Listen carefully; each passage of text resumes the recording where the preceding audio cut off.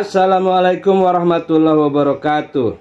Selamat pagi para netizen di mana saja Anda berada. Salam opini rakyat. Kenapa saya Ridwan Kamil? Kenapa saya Ridwan Kamil? Kalau nggak ada Anies, ini bisa menang ini Pramono Rano ini. Dan mungkin satu putaran, sekali putaran. Tapi begitu ada Anies, batal deh kemenangan itu. Nggak perlu ada Anies nongol, itu sudah ke situ pendukung Anies. Tapi begitu Anies nongol, minoritasnya kabur. Gitu. Kita senang Pak Anies mendukung Pramono dan Ridwan Kamil ini membuat kita tambah semangat membangunkan macan tidur yaitu Jokowi dan Prabowo. Jokowi, Prabowo, Gibran dan juga Ridwan Kamil lebih kuat mana? Kita uji. Biar rakyat yang menilai. Kita yakin rakyat memilih kita. Rakyat Jakarta lebih mendukung siapa yang didukung oleh Jokowi, Prabowo, Gibran, dan juga rakyat Jakarta. Kita yakin itu. Bisa maksud membangunkan macan tidur itu gimana itu, Pak? Ya dong, macan tidur kan pasukannya banyak, pendukungnya banyak, ya.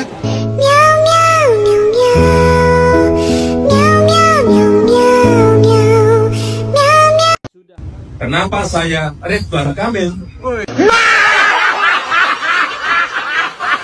Pak Zul dan Pak Leru, saya titip Kabupaten Tangerang.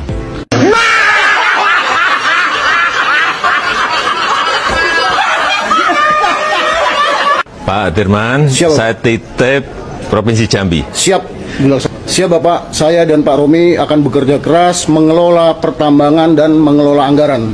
Demikian.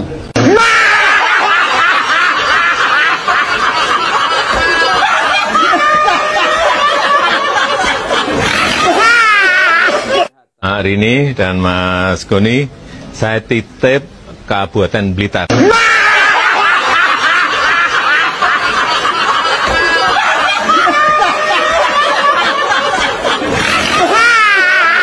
Gofur, Firosa, saya titip Kabupaten Lamongan.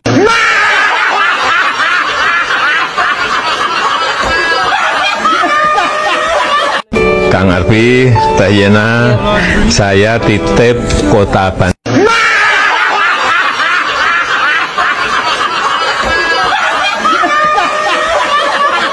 Pak Tamliha dan Habib Ahmad, saya titip Kabupaten Banjar.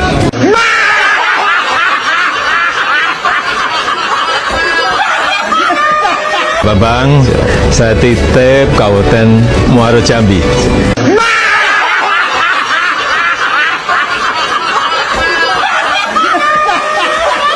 Wiryawan, saya titip Kabupaten Pringsewu.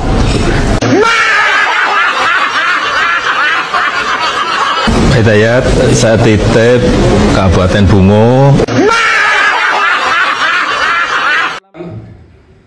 Paslon nomor urut 3 dengan perolehan 2.145.494 dengan perolehan 49% atau 49,28%. Data masuk sudah mencapai 99,9%. Berdasarkan data yang masuk kami miliki, bahkan C1 yang kami terima dan kami input, maka dengan ini kami menyampaikan hasil input data yang kami terima menyatakan bahwa Pilkada serentak 2024 di DKI Jakarta akan berlangsung 2 putaran. Untuk itu kami minta kepada KPU, Bawaslu, DKPP agar melaksanakan tugasnya melakukan perhitungan suara apa adanya secara profesional agar tidak ada hasil suara yang dirubah. Jadi kami minta inilah hasil yang telah kami input berdasarkan perolehan suara yang ada. Dan untuk itu juga kami minta kepada seluruh jajaran partai pendukung, ormas pendukung maupun relawan pendukung untuk terus bekerja mengawal proses daripada perhitungan suara di tingkat kecamatan atau PPK, kabupaten kota sampai dengan provinsi secara baik, seksama, dan menjaga kondusivitas daripada proses perhitungan suara agar terjaga kedamaian dan juga demokrasi yang beradab. Ya, jadi kami minta itu, yang kami minta seluruh jajaran agar tenang, sabar, kita optimis bahwa ini bagian dari sebuah proses perjuangan yang harus kita lalui, dan insya Allah nanti di putaran kedua kita yakin dengan kebesaran Allah Subhanahu wa Ta'ala, Tuhan yang Maha Kuasa, dengan niat baik, ikhtiar yang kerja keras kita akan memperoleh kemenangan di putaran kedua. Saya kira itu, teman-teman. Terima kasih. Mohon maaf atas segala kekurangan yang ada. Cukup ya? Cukup. Pak, ini kan kalau dari Ridho kan dari... Saya pikir RK adalah contoh bagi kami yang katakanlah yang non-Muslim, Kristiani. Kami membutuhkan orang yang teruji, yang terbukti berani menghadapi radikalisme, terbukti untuk menegakkan Pancasila. Bukan cuma ngomong aja, karena kalau ngomong gampang. Kalau RK berani, terbukti, dan dia kemarin tanda tangan akan memberikan kemudahan untuk pendirian rumah ibadah. Dia akan tegas terhadap radikalisme. Itu yang penting bagi kami. Tentu saya orang Indonesia, saya juga dari suku Batak, saya beragama Kristen Protestan. Saya memerlukan pemimpin yang berani menghadapi radikalisme.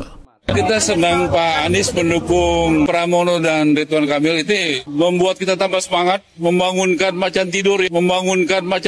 Siapa ya macan tidur itu yang dimaksud ya? Kan nggak disebutkan ya macan tidur itu ya. Soal macan tidur itu nanti biar yang ngomong aja lah, yang jelasin siapa yang dimaksud dengan macan tidur. Macan tidur kan pasukannya banyak. Pendukungnya banyak. Macan tidur yaitu Jokowi dan Prabowo. Emang Pak Anies spesialis membangunkan macan tidur? Emang pawang.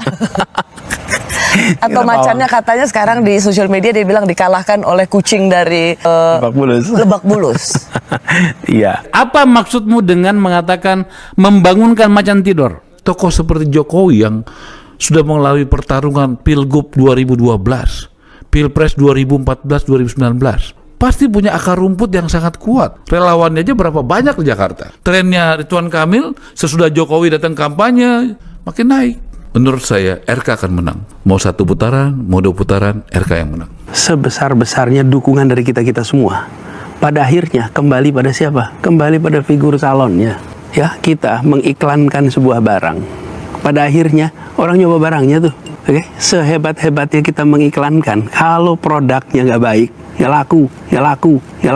Jadi kualitas dari Mas Pram sendiri itu menentukan. Hasilnya kita sudah lihat, dan saya bersyukur saya memilih Mas Pram Bang Dul, dan mereka mendapatkan suara terbanyak, dan menurut perhitungan cepat mereka di atas 50%. Jadi kita melihat ini kelihatannya 1 putaran selesai. Tapi Pram datang bersama-sama untuk mendapatkan dukungan dari Anies kan? Kalau saya mendukung sambil saya bagi sembako, sambil saya perintahkan lurah, camat, sambil saya minta aparat keamanan untuk tolong ya, semuanya nih perintah dari saya, bantuin. Terus saya telepon pelaku-pelaku bisnis, you siapin ya 100.000 sembako, you 100.000 sembako. Nah, baru saya masalah. Tapi kalau saya menyampaikannya sebagai sikap moral, sebagai sikap rasional dalam memilih untuk Jakarta yang lebih baik, saya tidak merasa ada masalah di situ. Ya pasti nggak semua grassroots PDI Perjuangan setuju dengan langkah itu. Grassroots-nya PDI secara ideologi berbeda dengan Anies, karena secara ideologi tidak cocok dengan Anies. Ketika kita dipertunjukkan tentang masalah kemanusiaan, masalah keadilan, masalah kesetaraan, saya rasa latar belakang apapun akan ketemu kesamaan kok. Agama apapun, pilihan politik apapun, ketika sampai kepada persoalan-persoalan seperti ini. Kalau ditanya tentang keadilan bagi kampung Bayam, mau ditanya dulu pilih A apa pilih B? Apa dulu agamanya A, B, C? Enggak. Sukunya apa? Tidak. Ini soal ketidakadilan. Mau didiamkan, mau dibiarkan. Sudah cukup di ibu kota, di tempat yang penuh dengan perhatian media, penuh perhatian publik.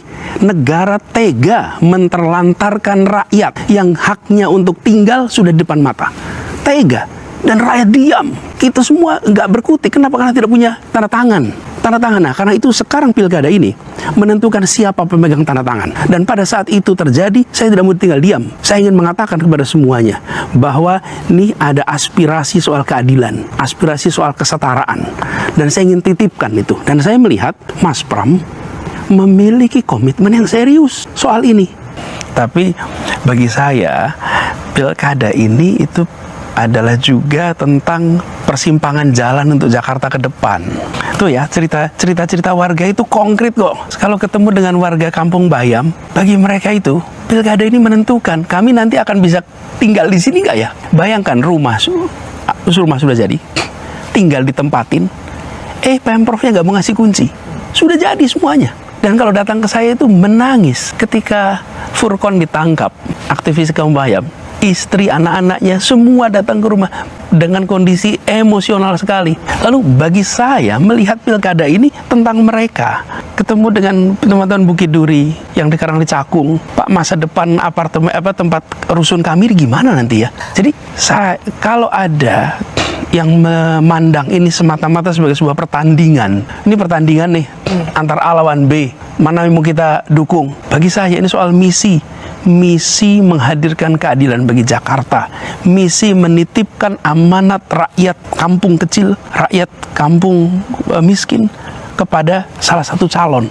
Jadi bahwa itu kemudian memancing reaksi secara politik, ya biar saja. Tapi bukan itu tujuan saya. Permintaan warga, khususnya rakyat miskin kota, rakyat kampung kota, yang menceritakan selama 2 tahun ini kami terlantar, selama 2 tahun ini kami nggak jadi prioritas. Hal-hal yang dulu dikerjakan di DKI itu berhenti. Kampung kami tidak lagi ada perhatian. Bahkan kebijakan-kebijakan yang dulu berjalan itu berhenti. Jadi itulah yang membuat kenapa saya memantau, memperhatikan. Karena saya ingin memastikan mana calon yang paling sesuai dengan kebutuhan warga Jakarta yang dititipkan aspirasinya. Dan mana yang paling sesuai dengan paradigma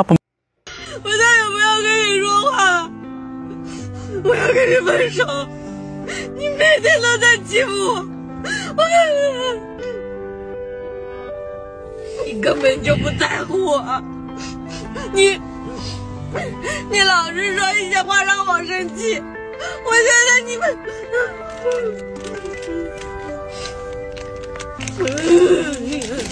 你是不是觉得我不发火，你就把我当傻子呀？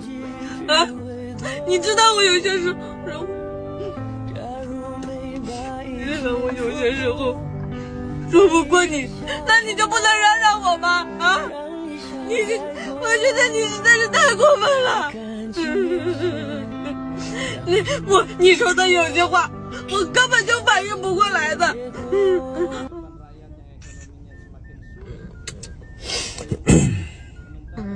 这是什么味道的？还不好吃的。还生气不？那你先说啊，这是什么味道的嘛？哎呦我的妈！ Anies Baswedan ini ibaratnya seperti Cristiano Ronaldo nih, mirip-mirip orang ini dua nih. Kemanapun klubnya, orang bukan lihat klubnya tapi lihat orangnya. Cristiano Ronaldo main di MU, orang fansnya pindah ke MU. Main di Madrid, pindah fansnya ke Madrid. Sekarang main di Liga Arab Saudi, di klub An-Nasr, fans-fansnya langsung nonton Liga Arab Saudi, An-Nasr. Seperti Anies Baswedan ini hari ini. Dulu dia lewat Partai Keadilan Sejahtera PKS. Ya orang semua lihat PKS-nya. Hari ini ya ada kemungkinan dia lewat PDIP. Ya orang semua pindah. Jadi orang bukan melihat partainya tapi melihat Aniesnya. Kenapa? Karena ada harapan di sana. Karena orang melihat mungkin begini ya, Pak Anies ini secara track record, rekam jejak, bisa dibilang nyaris sempurna. Demikian saudara, apa pendapat Anda silahkan ditulis di kolom komentar. Terima kasih telah menyaksikan video ini sampai selesai. Salam hormat. Wassalamualaikum warahmatullahi wabarakatuh.